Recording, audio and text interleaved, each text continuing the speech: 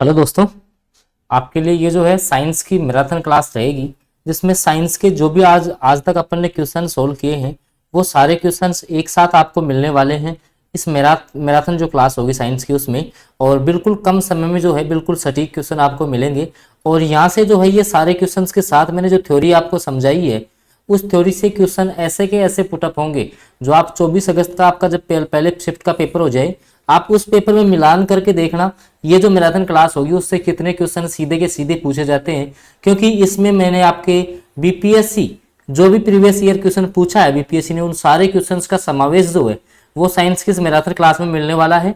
तो आप जो है लगातार और पूरी इस क्लास को देखें और बाद में आप कमेंट करके ये जरूर बताएं कि क्लास आपको कैसी लगी। इसके अलावा जल्द ही 200 plus one liner current affair की क्लास बहुत जल्द आपके सामने आने वाली है, यानी कि कल या परसों में आप तक ये क्लास आ जाएगी। तो आप चैनल को सब्सक्राइब कर सकते हैं, बाकी आप क्लास का आनंद आनंद उठाते रहिएगा।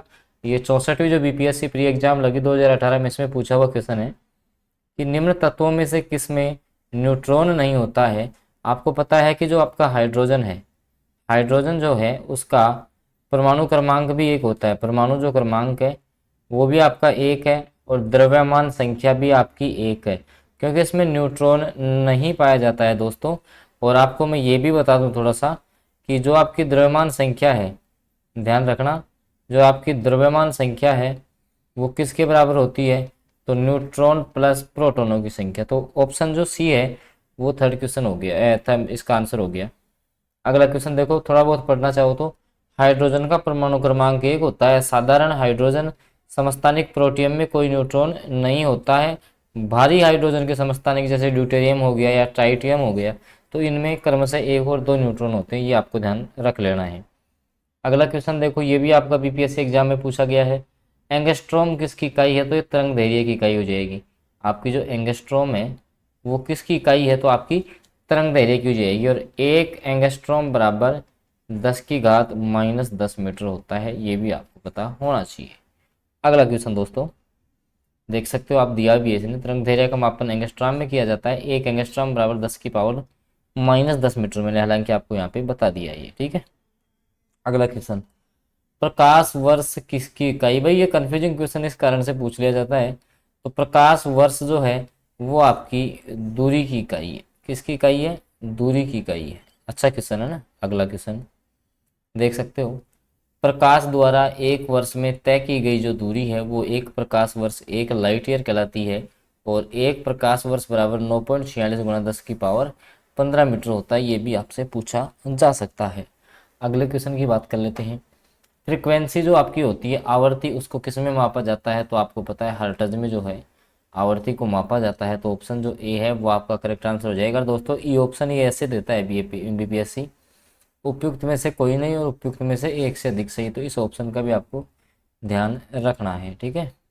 और यह देखो, आवर्ती का जो एसआई मात्रक है वो आपका हर्ट्ज होता है दोस्तों। एक सामान्य जो पुरुष है उसकी 20 हर्ट्ज से 20,000 हर्ट्ज की जो ध्वनि है वो सुन सकता है, ठीक है। अगला क्वेश्चन, और दोस्तों क्लास आपको अच्छी लगती है ना तो प्लीज़ आप जो है ना क्लास को लाइक ज़रूर करेंगे भाई, ठीक है। और चैनल पे नए हैं तो आप सबको सब्सक्राइब तो करना ही करना है, क्योंकि आप ही के लिए जो है ये क्लासेज हो रही है ना। एक सेकंड आप वेट कीजिए, मैं आपके लिए जो है अगला क्वेश्चन सेट करता हूँ, देखिएगा।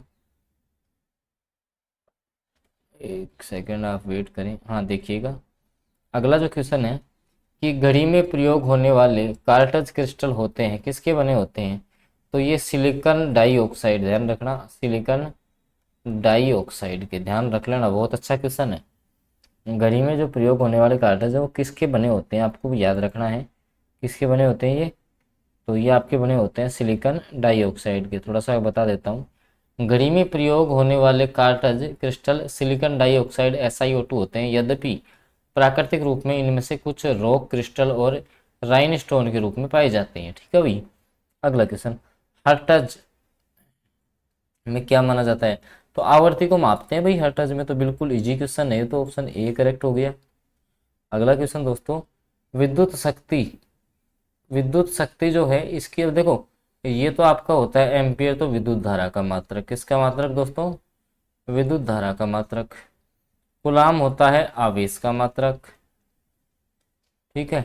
वोल्ट होता है आपका विभवांतर का मात्रक, और वाट होता है आपका शक्ति का मात्रक। किसका मात्रक? शक्ति का मात्रक। तो आपसे यही पूछा है विद्युत शक्ति का मात्रक क्या होगा, तो ऑप्शन जो डी है वो आपका जो है करेक्ट आंसर हो जाएगा इस क्वेश्चन का। अगला क्वेश्चन देखो क्या पूछा है बीपीएससी ने, आप देख सकते हो। विद्युत शक्ति बराबर होता है कार्य बटा समय W/T, P बराबर होता है W/T, ठीक है। अगला क्वेश्चन, दृश्य स्पेक्ट्रम के तरंग दैर्ध्य की सीमा कितनी है, तो याद रख लेना आपको, इसमें जो है आपकी 3900 एंगस्ट्रॉम से 7600 एंगस्ट्रॉम होती है, ठीक है। 3900 एंगस्ट्रॉम से लेके 7600 एंगस्ट्रॉम जो है वो तरंग दैर्ध्य की सीमा होती है। अगला,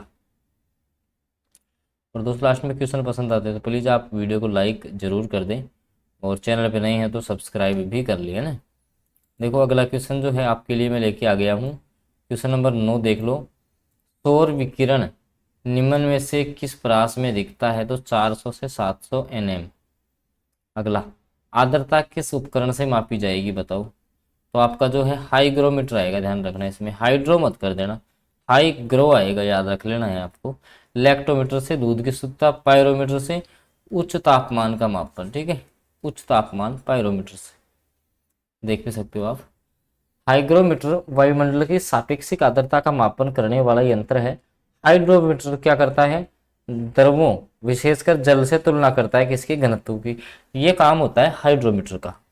दाब की इकाई क्या होती है, अब देखो दाब को आपको पता है कि दाब जो है पास्कल में मापा जाता है, लेकिन न्यूटन पर वर्ग मीटर स्क्वायर, वो पर वर्ग मतलब कि वर्ग मीटर कहने का मतलब न्यूटन बटा मीटर स्क्वायर, ठीक है भाई। एकांक क्षेत्रफल पर, जैसे इसको एक मान लो, तो एकांक क्षेत्रफल पर जो दाब लगाया जाता है ना, एकांक क्षेत्रफल पर जो बल लगा रहे हो वही आपका दाब होता है, ठीक है। अगला, दाब का मात्रक बता दिया है मैंने, ठीक है। अगला क्वेश्चन, अगला जो आपका क्वेश्चन है कि एक परमाणु के केंद्र का धनावेश हिस्सा कहलाता है, तो न्यूक्लियस कहलाता है, क्योंकि केंद्रक, न्यूक्लियस का मतलब केंद्रक, ठीक है। अब इसमें जल्दबाजी में प्रोटॉन मत कर देना, क्योंकि इस पर पॉजिटिव चार्ज होता है। अगला, एक ठोस को सीधे गैस में परिवर्तन किया जाता है, तो इस प्रक्रिया को क्या कहते हैं दोस्तों, तो इजी है, तो आपका ऊर्ध्वपातन कहलाता है। ऑप्शन जो ए है वो करेक्ट हो जाएगा इस क्वेश्चन का। अगला जो क्वेश्चन है आपका, वह ताप बिंदु जिस पर ठोस, द्रव और गैसीय अवस्थाएं एक साथ रह सकती हैं उसको त्रिक बिंदु के नाम से जानते हैं। उसको किसके नाम से जानते हैं दोस्तों, त्रिक बिंदु, जिसपे आपका जो है बॉइलिंग पॉइंट, मेल्टिंग पॉइंट, ठीक है, कहने का मतलब जिसपे द्रव गैस और जो ठोस द्रव गैस है वो तीनों एक ही स्टेज में रह सकते हैं। अगला, कॉस्मिक किरणें क्या होती हैं बताइएगा, इसका जो आंसर है वो आपको दोस्तों कमेंट में देना है। इसका जो आंसर है वो आप कमेंट बॉक्स में दे देना।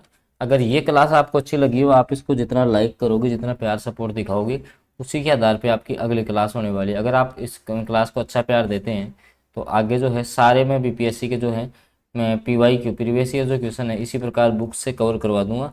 तो आप चैनल को सब्सक्राइब करना, ज़्यादा से ज़्यादा क्लास को शेयर कर देना, आपकी बस इतनी जिम्मेदारी बनती है। बाकी हेलो दोस्तों, बिहार जो आपकी शिक्षक बहाली है उसके लिए डेली बेसिस पे अपनी क्लास हो रही है। तो सेम जो क्लास है आज जीव विज्ञान के जो टॉप MCQs हैं जो कि बीपीएससी ने आपके बार बार पूछे हैं उनका डिस्कस मैं इस क्लास में करूंगा। बाकी सब्जेक्ट्स की जो है MCQs जो भी आपके प्रीवियस ईयर में पूछे गए हैं बीपीएससी ने वो सारे मैंने करवा रखे हैं, तो आप सारी क्लास देख के जरूर जाना, बहुत फायदा आपको यहाँ से होने वाला है। देखिएगा, तो सबसे लंबा जीवित वृक्ष कौन सा है, और क्वेश्चन एक से एक मैं टॉप लेवल के क्वेश्चन ही लेके आता हूँ।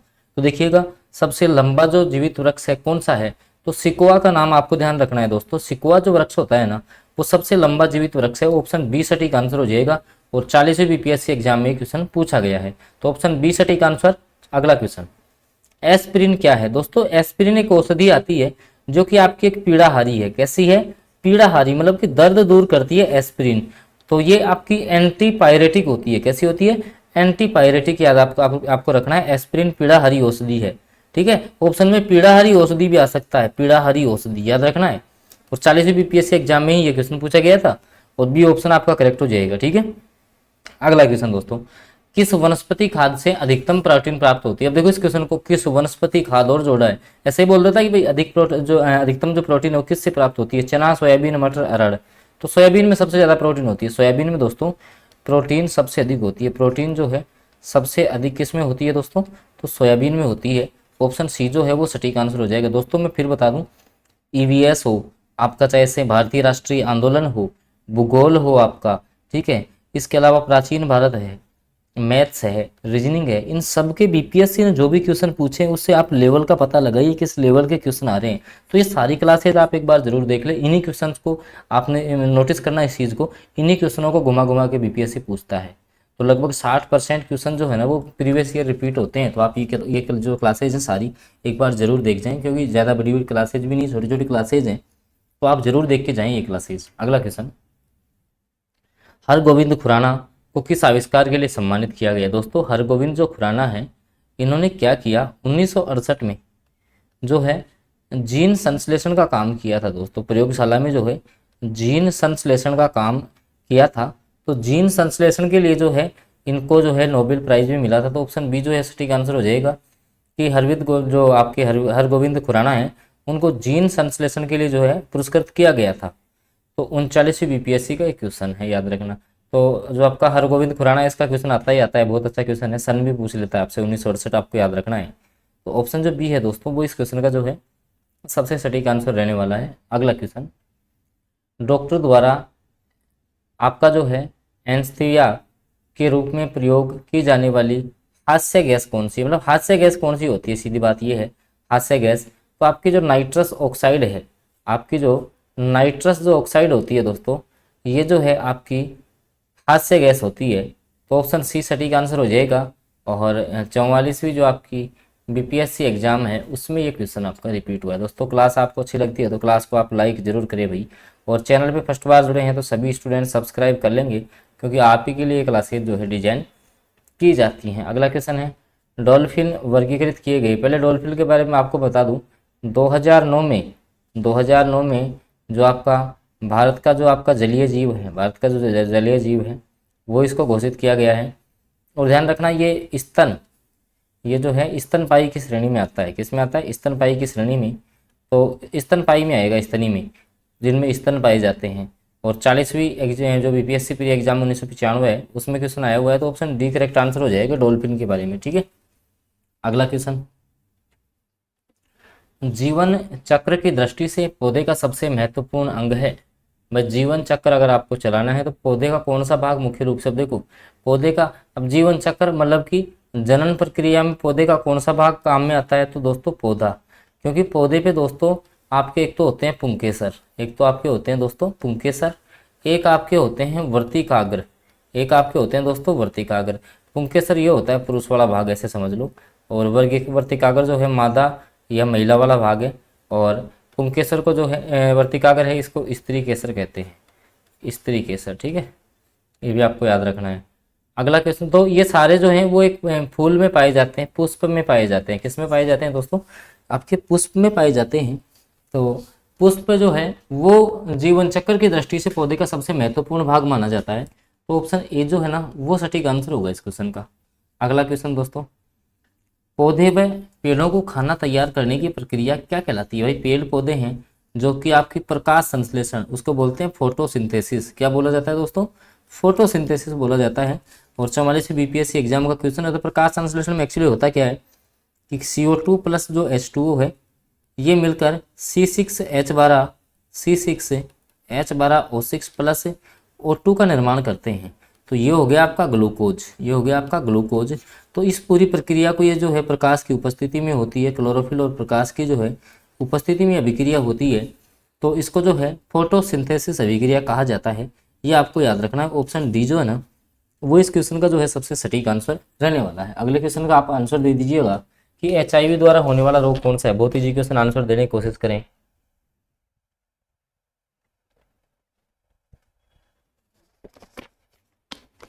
देखिएगा दोस्तों, जो आपका HIV वायरस है, HIV जो वायरस होता है, इससे आप सबको पता है कि इससे आपका रोग फैलता है एड्स, ठीक है। एड्स का फुल फॉर्म आपसे पूछी जा सकती है।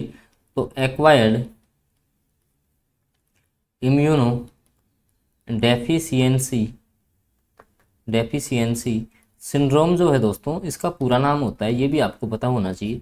तो ऑप्शन डी जो है ना वो सटीक आंसर हो जाएगा इस क्वेश्चन का। एक्वायर्ड इम्यूनो डेफिशिएंसी सिंड्रोम याद रखना है, तो ऑप्शन डी सटीक आंसर हो गया। और 41वीं बीपीएससी में क्वेश्चन पूछा हुआ है। अगले क्वेश्चन की बात कर लेते हैं दोस्तों। अगला क्वेश्चन आपको बताना है कि मनुष्य के शरीर में जो खून का शुद्धिकरण, जो ब्लड का जो शुद्धिकरण किया जाता है, उस प्रक्रिया को क्या कहा जाता है। मनुष्य में खून के जो आपके शुद्धिकरण की प्रक्रिया है, इसको दोस्तों क्या कहते हैं, तो इसको ध्यान रखना, डायलिसिस कहते हैं, आप सबको पता है। ऑप्शन ए सटीक आंसर हो जाएगा। ठीक है, 44वीं बीपीएससी प्री एग्जाम में क्वेश्चन आया हुआ है। अगला क्वेश्चन बहुत अच्छा क्वेश्चन है, और इस क्वेश्चन को जो है ना, वो बीपीएससी को बोनस देना पड़ा था इस क्वेश्चन में। अब क्यों देना पड़ा था देखते हैं। देखो, कच्चे फलों को कृत्रिम रूप से पकाने के लिए प्रयोग में लाई जाने वाली गैस का क्या नाम होता है। कच्चे फलों को कृत्रिम रूप से पकाने के लिए, अब देखो इसमें आपकी दोनों गैसें काम आती हैं। एक तो आपकी एसिटिलीन, एक तो आपकी होगी कौन सी, एसिटिलीन, एक आपकी एथिलीन। तो ये दोनों गैसें काम आती हैं। तो इसमें बी और डी दोनों ऑप्शन सही हैं। बी और जो डी है ना, वो दोनों ऑप्शन सही हैं, जिस कारण से बोनस रखा गया था। और 46वीं जो बीपीएससी प्री एग्जाम 2004 हुई थी, उसमें जो है ये क्वेश्चन आपका पूछा गया था। अगले क्वेश्चन की बात करते हैं।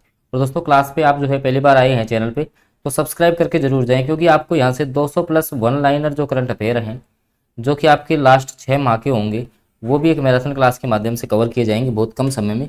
तो आप जो है चैनल को सब्सक्राइब करके जरूर रखें। अगला क्वेश्चन, 80% से अधिक सेल में पाया जाने वाला पदार्थ है। भाई किसी भी जो आपकी कोई भी आपकी कोशिका होती है दोस्तों, उसमें 80% से अधिक जो पदार्थ पाया जाता है ना, वो पाया जाता है दोस्तों जल। आपका जो H2O है, जो वाटर है, वो किसी भी सेल में 80% तक पाया जाता है। तो ऑप्शन डी सटीक आंसर हो जाएगा, जल। और 39वीं बीपीएससी प्री एग्जाम का क्वेश्चन है ये।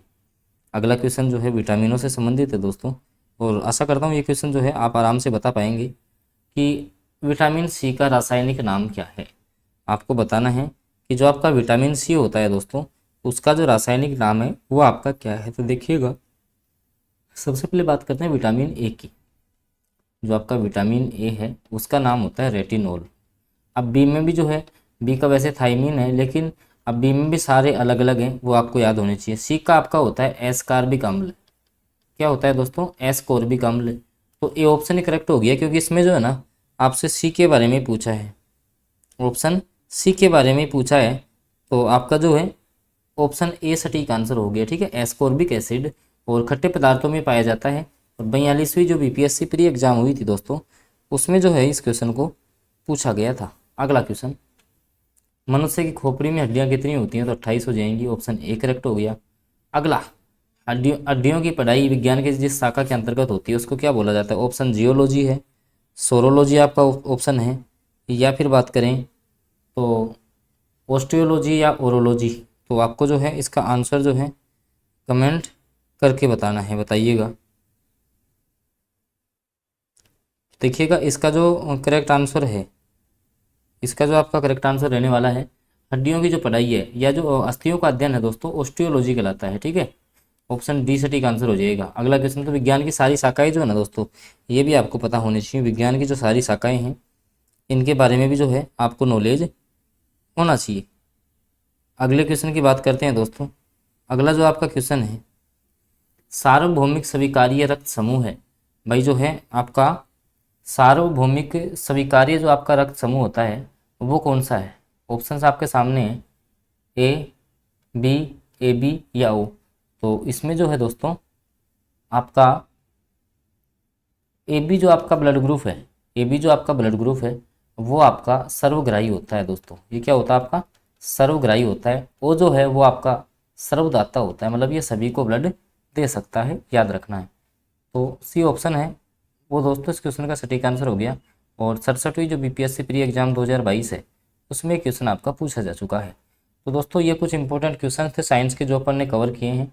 वीडियो आपको अच्छा लगा हो तो आप इसको लाइक जरूर कर देना। चैनल पे फर्स्ट बार जुड़े हैं तो सब्सक्राइब जरूर कर लीजिए। साथ में आपको बेल नोटिफिकेशन को भी ऑन करना है, ताकि आगे जो वीडियो आई उनकी जानकारी आपको मिलती रहे। धन्यवाद। हेलो दोस्तों, डेली बेसिस पे आपकी बीपीएससी जो अपने प्रीवियस ईयर क्वेश्चंस की अपन क्लास करते हैं, जो कि आज जो है साइंस की अपनी क्लास रहेगी। पीवाईक्यू फॉर्मेट पे क्लास रहती है, जो कि बीपीएससी ने प्रीवियस ईयर एग्जाम्स में पूछे। क्योंकि आपको पता है कि अब 24 जो आपका अगस्त है वो ज़्यादा दूर नहीं है, आपका एग्ज़ाम शुरू होने वाला ही है। तो अपन बिना किसी डिले के मैं सीधे क्वेश्चंस पे आता हूँ। तो साइंस के क्वेश्चंस की क्लास रहेगी। पुस्तक द ओरिजिन ऑफ स्पीसीज किसने लिखी है? कई बार पूछी है ये क्वेश्चन कि ये पुस्तक अक्सर पूछता है, ओरिजिन ऑफ स्पीसीज। तो दोस्तों ये जो पुस्तक है ये डार्विन के द्वारा लिखी गई है, चार्ल्स डार्विन की पुस्तक है, याद रखना है। अगला क्वेश्चन है, देखो कल भी मैंने बताया था विद्युत उत्पन्न करने के लिए क्वेश्चन को अच्छे से पढ़ना है, क्योंकि आप अगर जल्दबाजी में करोगे तो आप तांबा टिक करोगे इसमें। तब मैं इस क्वेश्चन को लाया हूँ कि विद्युत उत्पन्न करने के लिए तो ईंधन के रूप में यूरेनियम काम आता है दोस्तों। विद्युत जब उत्पन्न करने के लिए कौन सी धातु का उपयोग किया जाता है? तो यूरेनियम काम आता है ईंधन के रूप में, याद रखना है, ठीक है। अगला क्वेश्चन दोस्तों, जीव जंतुओं में आनुवांशिक जो लक्षण होते हैं उनके नियंत्रण में निम्नलिखित में से कौन सा उत्तरदायी है? भाई जो आपके आनुवांशिक जो लक्षण हैं, ठीक है, तो उन पे कंट्रोल कौन करता है? एंजाइम, आरएनए, हार्मोन या डीएनए? तो दोस्तों जो भी आपके आनुवांशिक लक्षण हैं वो आपके डीएनए द्वारा कंट्रोल किए जाते हैं। डीएनए की फुल फॉर्म भी कोई अगर आपसे पूछ ले तो डीऑक्सी राइबोज न्यूक्लिक अम्ल होता है। डीऑक्सी राइबोज न्यूक्लिक अम्ल, राइबोज न्यूक्लिक अम्ल, ये इसकी फुल फॉर्म होती है डीएनए की। डीएनए की जो खोज है वो 1844 में इसका द्विवी हेलिक्स मॉडल दिया था वाटसन और क्रिक ने। वाटसन और क्रिक का नाम आपको याद रखना है इसमें। और आरएनए की फुल फॉर्म हो जाएगी राइबोज न्यूक्लिक अम्ल। तो ऑप्शन डी जो है वो सटीक हो जाएगा इस क्वेश्चन का। चलते हैं अगले क्वेश्चन पे। इससे पहले मैं थोड़ा सा आपको बता दूं कि आज जो है ये जो सारे क्वेश्चंस मैं आपको करवाता हूँ भारतीय राष्ट्रीय आंदोलन के, भारतीय राष्ट्रीय आंदोलन उनकी मैराथन क्लास अपनी आ चुकी है, ठीक है। तो वो मैराथन क्लास आप जरूर देख लें, बहुत फायदा आपको होने वाला है। अगला क्वेश्चन देखो, वर्षा की बूंद की गोलाकार आकृति का कारण क्या है? तो पृष्ठ तनाव के कारण जो है वर्षा की बूंद आपकी गोलाकार होती है। तो ऑप्शन जो बी है वो सटीक आंसर हो जाएगा इस क्वेश्चन का।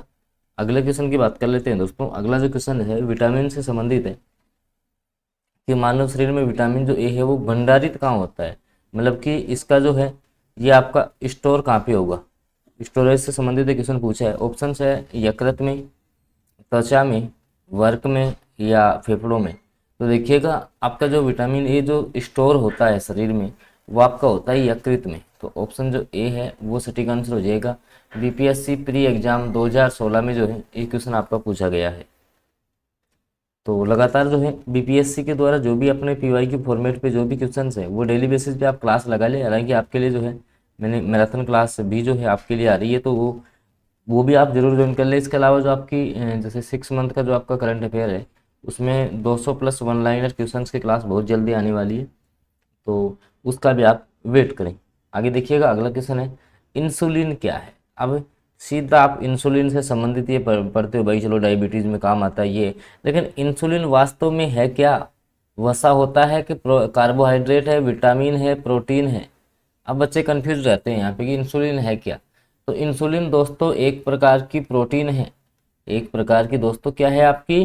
प्रोटीन है, जिसकी खोज भी आप याद कर लो। खोज जो है बैटिंग और बेस्ट ने की थी, बैटिंग और बेस्ट ने जो है इसकी खोज की थी। बैटिंग और बेस्ट दो नाम याद रख सकते हो इसमें, ठीक है भाई, बेस्ट बैटिंग करनी चाहिए ऐसे याद रख लो। इंसुलिन की खोज ये भी पूछता है, रेलवे तो कई बार पूछता है इस क्वेश्चन को। तो बीपीएससी प्री एग्जाम 2016 में ही जो है इस क्वेश्चन को पूछा गया है। तो ऑप्शन जो डी है दोस्तों वो सटीक आंसर रहेगा इस क्वेश्चन का। चलते हैं अगले क्वेश्चन पे। देखिएगा अगला जो आपका क्वेश्चन है, प्रकाश संश्लेषण होता है। अब बताइएगा प्रकाश संश्लेषण नॉर्मली आपने वैसे पढ़ रखा है, लेकिन प्रकाश जो संश्लेषण है वो किस में होगा? और इस क्वेश्चन को तभी भी बीपीएससी ने 2 बार पूछा है, क्योंकि कहीं ना कहीं प्रकाश संश्लेषण को भी आप पढ़ोगे ना, तो उसको भी अगर आप डीप में पढ़ोगे तभी जाके आपको समझ में आएगा कि हाँ जो है ये क्वेश्चन भी निकलता है। देखिए न्यूक्लियस में होगा, केंद्रक में होता है कि माइटोकॉन्ड्रिया में, पेरोक्सिसोम में या क्लोरोप्लास्ट में? तो दोस्तों जब भी प्रकाश संश्लेषण होता है वो आपका होता है क्लोरोप्लास्ट में। और जो पेड़ पौधे में जो आपके पत्तों का जो हरा रंग है, जो आपका हरा रंग है, तो उन पत्तों में आपका पाया जाता है पर्णहरित, या इसका नाम होता है क्लोरोफिल, जो कि प्रकाश संश्लेषण में उत्तरदायी है क्लोरोफिल। और इसमें धातु भी पूछ ले दोस्तों आपसे, तो मैग्नीशियम धातु पाई जाती है इसमें, आपकी जो है मैग्नीशियम धातु पाई जाती है। चलते हैं अगले क्वेश्चन पे। देखिएगा अगला जो क्वेश्चन है, प्रकाश संश्लेषण का उत्पाद क्या है? अब देखो प्रकाश संश्लेषण होता कैसे है, और 65 बीपीएससी एग्जाम में क्वेश्चन पूछा गया है। देखिएगा कि जैसे इसमें जो आपकी है कार्बन डाइऑक्साइड और जल की आपको क्रिया करवानी है, CO2 प्लस H2O, इससे आपका बन जाता है C6H12O6 प्लस O2। C6H12O6 ये होता है ग्लूकोज का सूत्र दोस्तों। किसका होता है? ग्लूकोज। तो एक तो आपकी शर्करा बन गई, इसके अलावा O2 ऑक्सीजन हमें प्राप्त होती है। भाई पेड़ पौधे कार्बन डाइऑक्साइड को ग्रहण करेंगे और ऑक्सीजन हमें देंगे, तो उत्पाद क्या प्राप्त हुआ है अपन को? ऑक्सीजन। तो बी ऑप्शन जो है वो सटीक रहेगा इस क्वेश्चन का। ऑप्शन बी के साथ अपन चले जाएंगे। चलते हैं अगले क्वेश्चन पे, देखिएगा। अगला क्वेश्चन देखने से पहले फिर मैं बता दूं कि आपका जो भारतीय राष्ट्रीय आंदोलन वाला टॉपिक है ना, उसकी मैंने आपके लिए जो है मास्टर वीडियो डाल दिया है, तो आप वो मास्टर वीडियो जरूर देख लें। बहुत ही जो है इम्पोर्टेंट आपके लिए रोल प्ले करेगा, क्योंकि काफ़ी महत्वपूर्ण क्वेश्चंस का समावेश जो है उस मास्टर वीडियो में आपको देखने को मिलने वाला है। देखिएगा, सबसे छोटा जीव कौन सा है जो स्वयं विकास भी करेगा और प्रजनन करने में भी समर्थ है? बताओ भाई, सबसे छोटा जीव है जो स्वयं विकास और प्रजनन करने में समर्थ है। भाई विकास भी कर सकता है और प्रजनन भी कर सकता है। तो विषाणु होता है, माइक्रोप्लाज्मा होता है, जीवाणु होता है, या बैक्टीरियोफेज होता है? तो ऑप्शन सी जो है वो सटीक आंसर रहेगा, माइक्रोप्लाज्मा। क्या आंसर रहेगा इसका? माइक्रोप्लाज्मा। ऑप्शन सी जो है वो सटीक आंसर रहेगा, माइक्रोप्लाज्मा। ध्यान रखना, सबसे छोटा जीव है, खुद का विकास और प्रजनन काम भी स्वयं करता है। अगला क्वेश्चन, संवहनी, ठीक है, वेस्कुलर, पौधों में पानी ऊपर किससे जाता है? अच्छा क्वेश्चन है। फ्लोएम टिश्यू, पेनरकाइमा, मेरिस्टम, या जाइलम टिश्यू? और इस क्वेश्चन को भी दोस्तों 2 बार बीपीएससी ने पूछा है, तो मैं आपको बता देता हूं दोस्तों। ये आपका जो है दृढ़ संयोजी उत्तक की श्रेणी में आता है, और ये 2 उत्तक होते हैं आपके। एक तो आपका होता है जाइलम और एक होता है आपका दोस्तों फ्लोएम उत्तक। फ्लोएम। तो जाइलम का जो काम है, जड़ों से जो पत्तियों में, जड़ों से पत्तियों तक जो आपका पानी है, जो जल है, जल पहुंचाने का काम जाइलम, जल जाइलम, जल जाइलम, ऐसे याद रखना, जल जाइलम, यानी कि जल पहुंचाने का काम जो है वो जाइलम का है। और पत्तियों से जो आपका खाना बनता है स्टार्च मंड के रूप में, वो जड़ों तक आता है किसके रूप में? फ्लोएम के रूप में। तो जल का परिवहन कौन करता है दोस्तों? आपका जाइलम, जल से जाइलम, जल जाइलम, ऐसे याद रखना है, ठीक है। ऑप्शन डी जो है वो सटीक आंसर हो जाएगा। और 53वीं और 55वीं जो आपकी बीपीएससी प्री एग्जाम 2011 है, इसमें जो है इस क्वेश्चन को पूछा गया है। चलते हैं अगले क्वेश्चन पे, देखिएगा। अगला क्वेश्चन है, टाइफाइड और कोलरा विशिष्ट उदाहरण। कल भी मैंने क्वेश्चन आपके लिया था। तो टाइफाइड और कोलरा किसके उदाहरण है? संक्रामक रोग होते हैं, यह वायु से फैलते हैं, जलजन्य रोगों की श्रेणी में आते हैं, ये उपयुक्त में से कोई नहीं। और ये क्वेश्चन भी 2 बार बीपीएससी ने पूछा है। तो भाई आपके टाइफाइड और जो कोलरा है वो जल से फैलेंगे, तो जलजन्य रोगों की श्रेणी में आएंगे, याद रखना है। अच्छा क्वेश्चन है, पूछ सकता है आपसे। अगले क्वेश्चन की बात कर लेते हैं। अगला जो क्वेश्चन है दोस्तों, अच्छा क्वेश्चन है। सेल्सियस जो स्केल है दोस्तों, जो तापमान मापन की इकाई है, उसमें सेल्सियस स्केल पर मानव शरीर का सामान्य तापमान कितना होगा? ऑप्शन है 31 degree Celsius, 36.9 degree Celsius, 98.4 degree Celsius, या 31। देखो डिग्री सेल्सियस में बात करें तो अपन नॉर्मल बोल देते हैं कि भाई मानव शरीर का जो तापमान है वो 37 डिग्री सेल्सियस होता है, लेकिन 36.9 याद रखना है, 36.9 डिग्री सेल्सियस।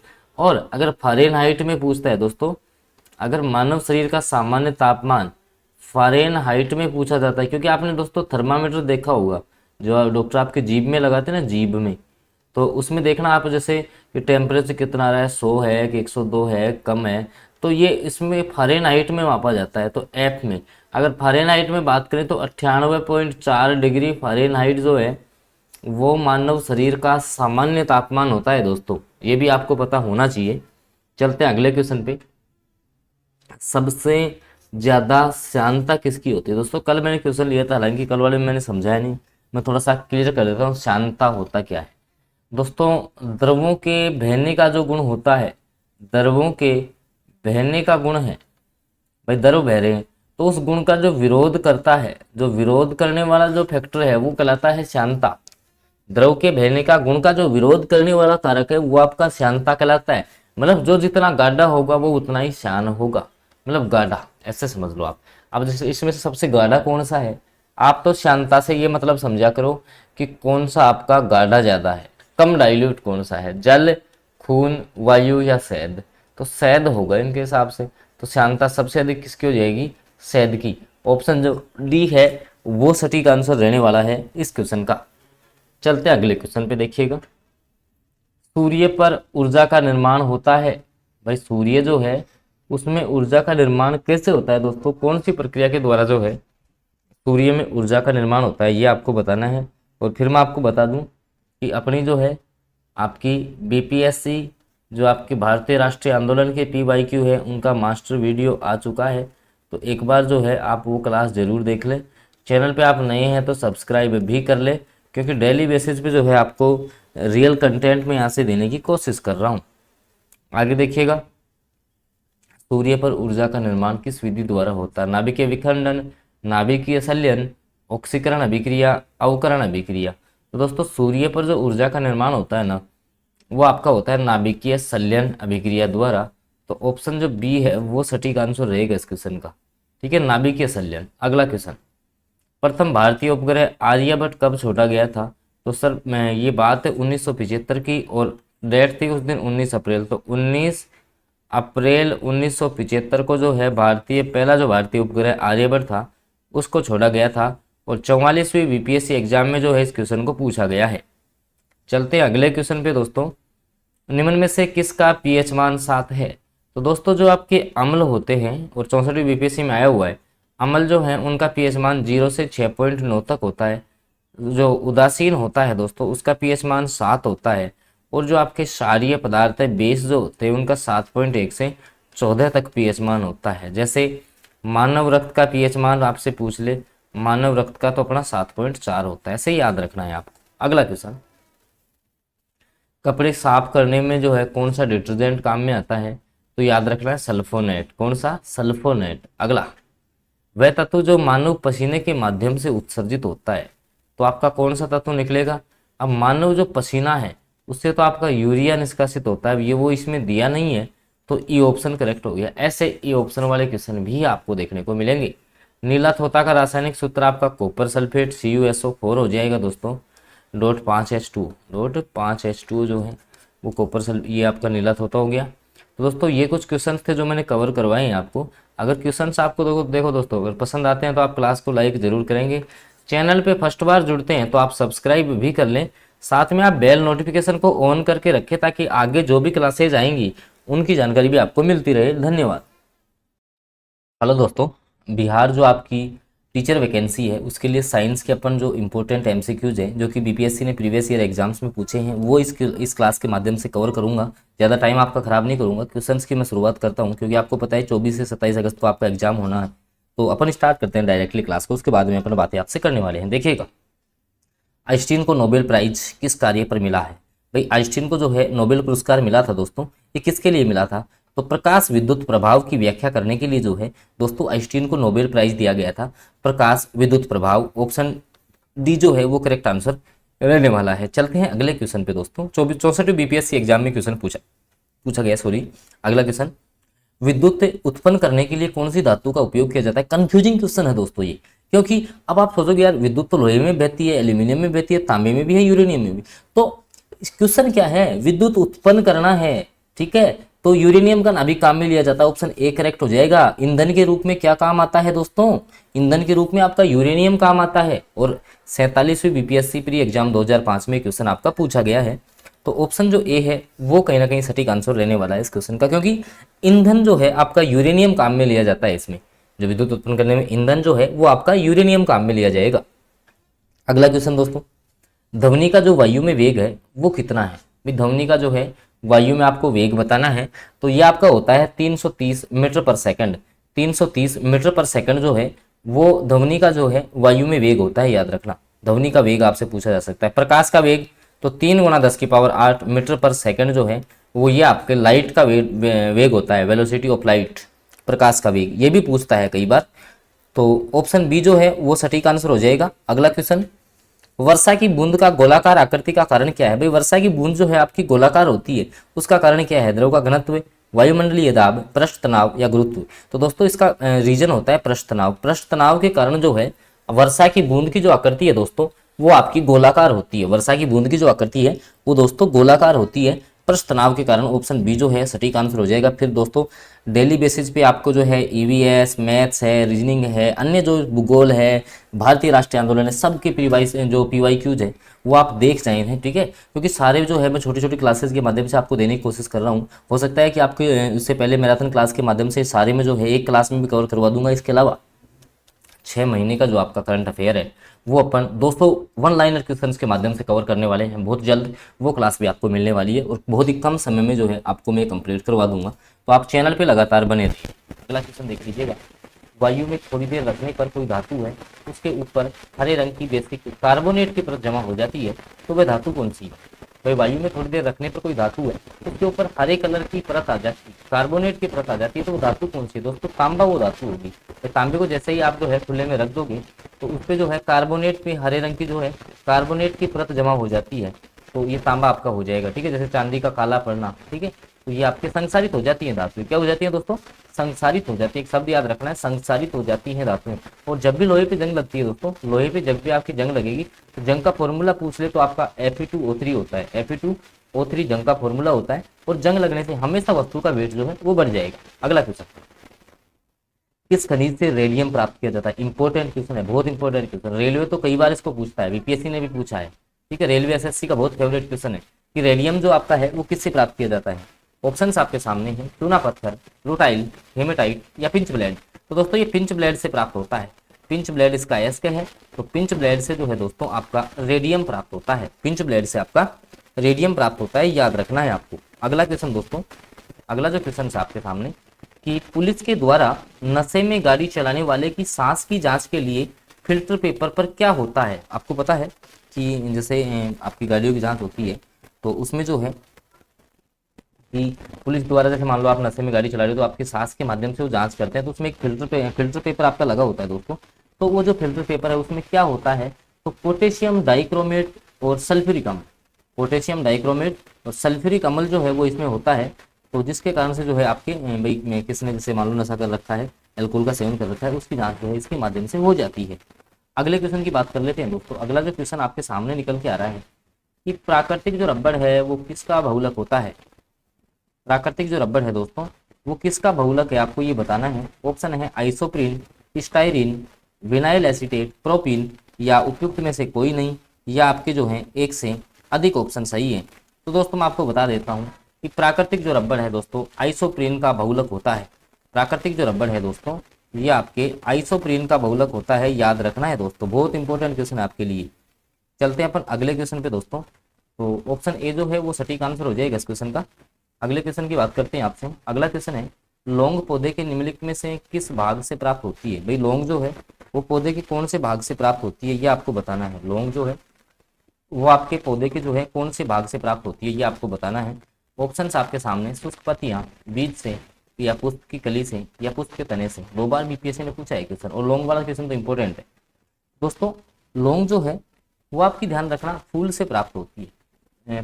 पुष्प पुष्प कली से जो है लौंग आपकी प्राप्त होती है। ऑप्शन बी जो है वो सटीक आंसर रहेगा इस क्वेश्चन का।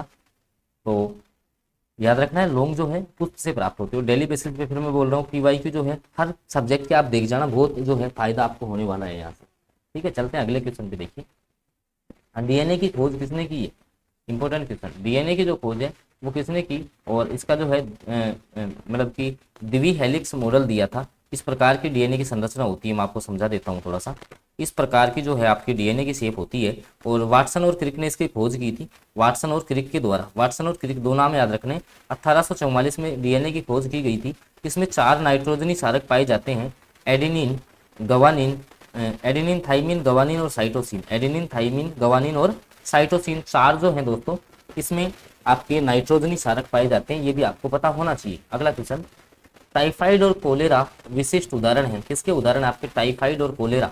तो दोस्तों ये जो है आपके जलजन्य रोग होते हैं, मतलब कि जल के द्वारा जो है फैलते हैं ये रोग। तो जलजन्य रोगों की श्रेणी में आएंगे आपके टाइफाइड और कोलेरा। बीपीएससी ने 2 बार इस क्वेश्चन को पूछा है, बहुत इंपॉर्टेंट क्वेश्चन जो है आपके लिए बन जाता है। ऑप्शन सी जो है वो सटीक आंसर रहेगा इस क्वेश्चन का। अगला क्वेश्चन दोस्तों, शरीर का तापक्रम नियमित होता है। भाई शरीर का तापमान जो है किसके द्वारा नियंत्रित किया जाता है, ये क्वेश्चन आपसे पूछा गया है। और दोस्तों फिर मैं बता रहा हूँ डेली बेसिस पे है ना पीवाई क्यू बार बार चलाता हूँ। और ये देखना इन क्लासों से क्वेश्चन कितने छपते हैं। आप वो पहला पेपर जब लग जाए ना, आपका पहली शिफ्ट का जब पेपर हो जाएगा, फर्स्ट शिफ्ट का फर्स्ट पाली का पेपर हो जाएगा, उसमें आप चेक करना कितने क्वेश्चन यहाँ से मिल रहे हैं। सेम डिक्टो छपेंगे यहाँ से क्वेश्चन। इंपॉर्टेंट क्वेश्चन का जो है, इंपॉर्टेंट क्वेश्चन जो है वही मैं आपके कवर करवा रहा हूँ यहाँ से। तो आप जो है बिल्कुल क्लासेज के माध्यम से बने रहें।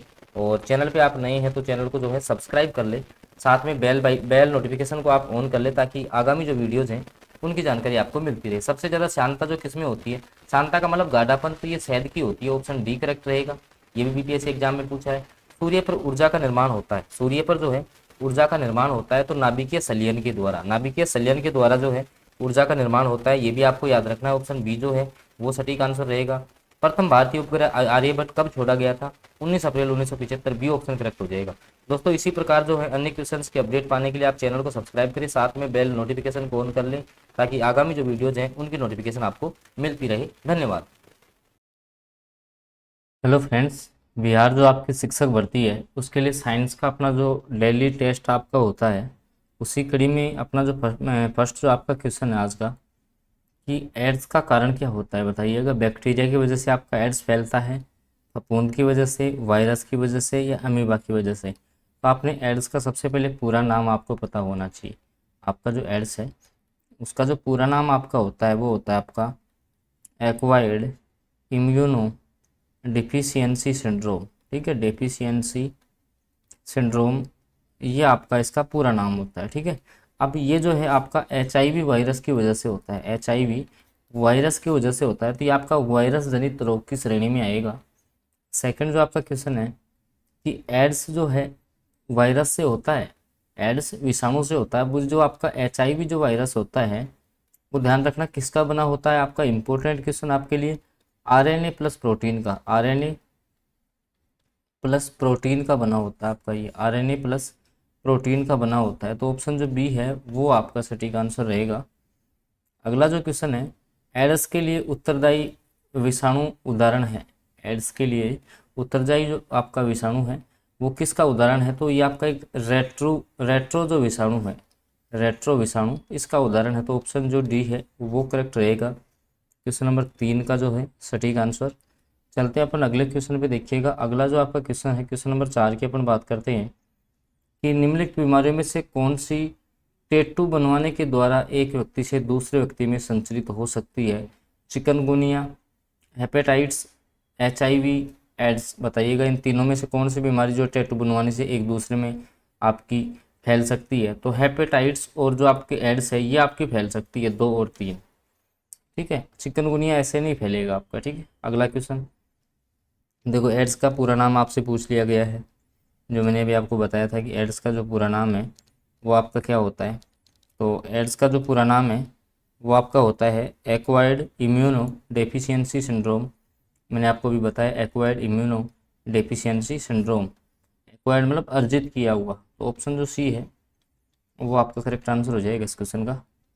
अगला जो आपका क्वेश्चन है कि आपका जो एड्स विषाणु के लिए सबसे ज़्यादा आजमाई गई दवा कौन सी है? भाई कौन सी आपकी जो दवा है वो एड्स में काम ली जाती है? ठीक है, हालांकि इसका प्रॉपर जो आपका इलाज है वो अभी संभव नहीं है, लेकिन फिर भी जैसे मान लो कि इसके प्रभाव को कम करना है, या जो है इसका जो रिएक्शन है वो कम फैले, तो इसके लिए जो है आपकी जीडोवोडिन जो आपकी दवा है वो काम में ली जाती है। तो AZT आपका करेक्ट आंसर हो जाएगा। अगला जो आपका क्वेश्चन है कि एलिसा परीक्षण किया जाता है। भी एलिसा परीक्षण आपका किस लिए किया जाता है? क्षयरोग की पहचान के लिए, मधुमेह की पहचान के लिए, टाइफाइड की पहचान के लिए, या एड्स की पहचान के लिए? तो एड्स रोग की पहचान के लिए जो है एलिसा टेस्ट किया जाता है आपका। ठीक है, एड्स की पहचान के लिए जो है आपका एलिसा टेस्ट किया जाता है। तो ऑप्शन जो ए है वो करेक्ट हो जाएगा इस क्वेश्चन का। अगला जो क्वेश्चन है, शरीर में लोहे आयरन की कमी से कौन सी बीमारी हो जाती है? तो आपको पता है एनीमिया जो रोग है वो लोहे की कमी से होता है, आयरन की कमी से।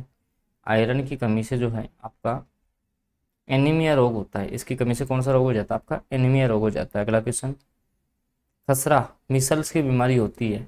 तो खसरा जो आपका फैलता है वो वायरस से फैलता है, ध्यान रखना। आपका जो खसरा है, खसरा रोग है वो आपका जो है वायरस की वजह से होता है। तो ऑप्शन जो ए है वो आपका करेक्ट आंसर रहेगा इस क्वेश्चन का। ना ही आपका कवक की वजह से फैलेगा, ना जीवाणु से, ना आपका माइक्रोप्लाज्मा से, केवल जो है वायरस जो है वो फैलाएगा आपका खसरा। पीलिया से अब आपका कौन सा जो अंग है वो आपका दुष्प्रभावित होता है। तो पीलिया से आपका जो है जॉन्डिस अगर आपको हो जाएगा तो आपका जो कौन सा अंग प्रभावित होगा, तो आपका जो लीवर है ये यकृत को प्रभावित करता है। तो ऑप्शन जो सी है वो सटीक आंसर रहेगा इस क्वेश्चन का, कि जो आपका पीलिया है इससे आपका लीवर प्रभावित होता है। आपका जो है लीवर जो है वो इससे प्रभावित होता है। तो ऑप्शन सी जो है वो करेक्ट आंसर हो जाएगा इस क्वेश्चन का। अगला क्वेश्चन आपका देखिएगा, निम्नलिखित में से कौन सा रोग कवक जनित होता है। भाई कौन सा जो रोग है वो कवक के कारण से होगा, या कवक जनित रोग कौन सा होगा। पीलिया है, पोलियो है, हैजा है, एड्स है, या गंजापन है। तो एड्स की अपन ने बात की थी, वायरस से आपका होता है। तो आपका जो गंजापन आता है व्यक्ति के, वो कवक की वजह से आता है। ध्यान रखना, व्यक्ति में जो आपका गंजापन है वो किसकी वजह से आता है, तो ये आपका कवक की वजह से आता है। ठीक है, ऑप्शन डी करेक्ट हो जाएगा। अगला क्वेश्चन है, जो आपका बीसीजी का टीका है वो आपका किस में लगाया जाता है। आपको बताना है कि जो आपका बीसीजी का जो टीका है वो किस में लगाया जाता है, आपको ये बताना है। तो ऑप्शन है आपके देखिएगा, निमोनिया, काली खांसी, टिटनेस, या आपका जो है फोर्थ ऑप्शन है आपका टीबी। तो आपका जो बीसीजी का टीका है, बेसिलस कोलमेट ग्यूरिन जो है इसकी फुल फॉर्म होती है। तो बीसीजी का जो टीका है वो ध्यान रखना, तपेदिक आपका जो टीबी है इसमें जो है आपका बीसीजी का टीका लगाया जाता है। आपको याद रख लेना है दोस्तों, बहुत अच्छा और शानदार क्वेश्चन है।